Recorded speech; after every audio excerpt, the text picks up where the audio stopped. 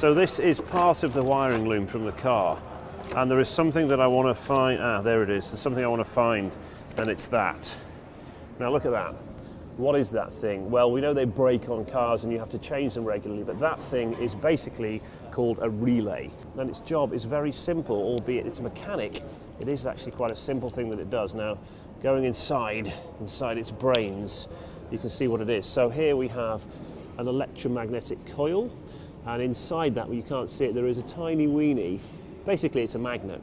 And what happens is, when you put 12 volts across these two contacts here, it creates a little electromagnet there, and it pulls down that little arm there. And upon doing that, it basically connects those two together, and it's the connecting of those two together that will start the starter motor going. So what is the point of that? Why does it exist? Well, it's simple, because the wires that go to those two actually go to the starter motor. This is an ignition relay, and that is a huge amount of current which requires thick wires.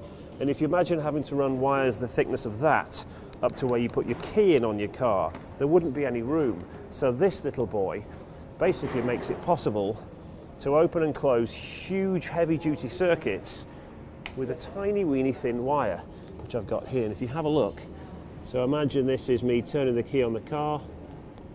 Can you see that actuating? You can actually see it open and closing.